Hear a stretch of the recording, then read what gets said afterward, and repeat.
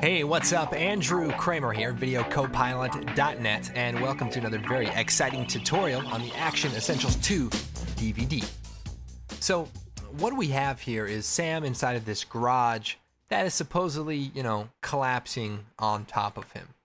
And maybe there's an explosion went off and the whole building's falling down and, he's trying to get out of there.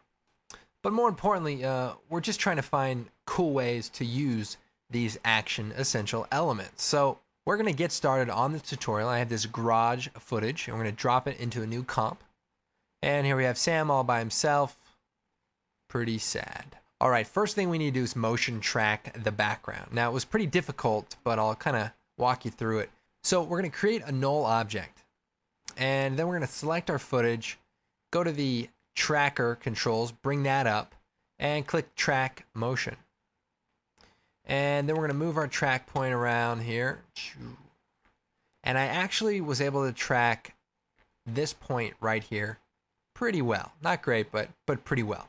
And then we just click the track forward. And then when it goes off, when it gets messed up, which it will, what you can do is then use page up and page down and basically do it by hand. So unfortunately, it's pretty difficult when it gets pretty blurry like that. And then once you get to a point where it is in focus again, then you can again track forward. Not for very long, apparently. A lot of hand tracking and getting that to work right. I'm going to go ahead and skip the embarrassment of me trying to do that. I'm going to copy my null object over from the previous comp. And voila, we have a halfway decent track. But really, it's not that good. But because of the excitement of the scene and all the things that are going to be going on, you're not going to really be able to tell anyway. So, it's okay. Here we have our action essential elements. I have some debris, some dust, and some sparks. So let's add some sparks. First thing we have is the welding ceiling sparks. And so we have this great little element that just burns from the top. And we're going to put this right on top of the light here in the background. We're going to set it to additive. And we're going to parent it to the null object so that it somewhat stays on that element. Now, we don't want to have to mask it out when it goes over Sam, so we'll just move it over. Or better yet, we can add one of those patented feather masks. That's how we blend the elements together in Action Essentials. We add a mask, we feather it, and no one's the wiser. And we also have these welding drops, which are great. They create sort of the look of things hitting the ground. So here's the sparks hitting the ground. We turn that on, set it to add also. Now we also want to add a mask. Here's the bounds. We want to add it just inside the bounds and add a good feathering. And that's important to make sure that, these elements blend well. So we'll turn on our welding. Those sparks come down, and then our ground sparks start lighting up. Now we want to parent that to our null object as well.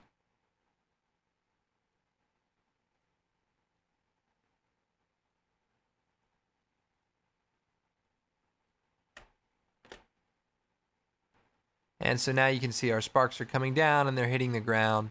And, it looks pretty good.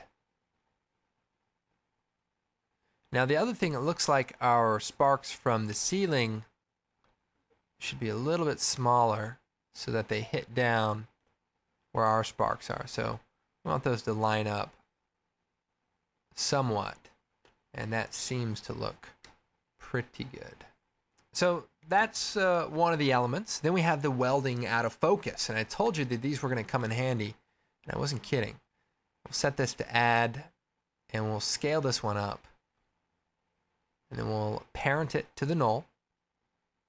I mean, this is basic stuff, really. But look at this. Having those out of focus foreground ones just really makes it look wild. I mean, just that alone could be a great, electrical type of effect. But we've also got tons of debris and dust. So he hears the rumbling, and we can maybe offset some of these and, feather them in or whatever. But we have some debris falling. So if we look at this is kind of like some wood and some dust. Well, we want to zoom this in, move it over to the side here, parent it to our null, and maybe add a touch of color correction. So we have sort of a greenish tint in our footage, so we'll bring the red channel down a bit there and just try to make that match.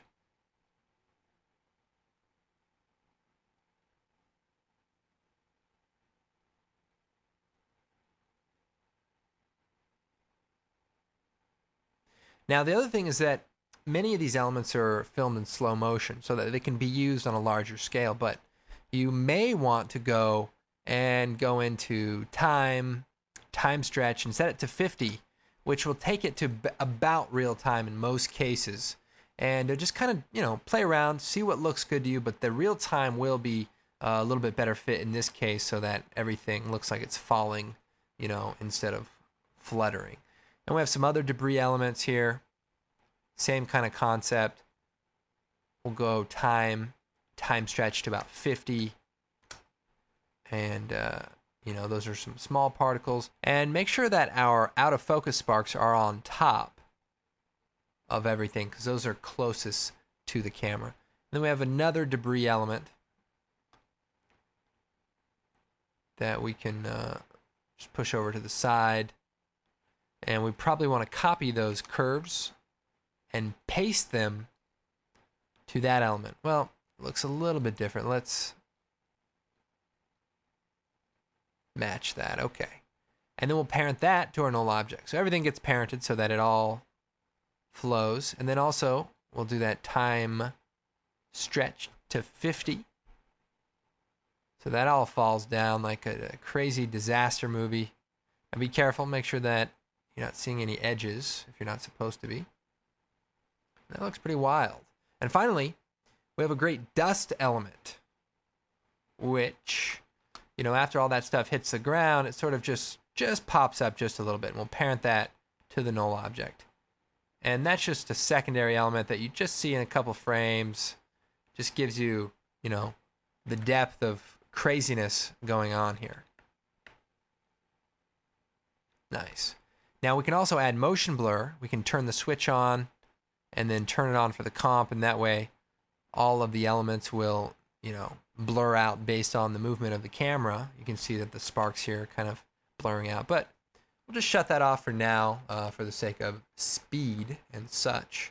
And finally, we can add a quick little adjustment layer, maybe a curves adjustment mixed with a tint effect.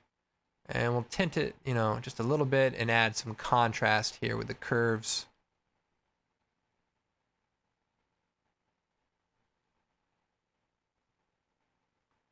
And Sam doesn't look too worried there. He looks like he's maybe auditioning for like some sort of shampoo commercial where he's about to run his hands through his hair. And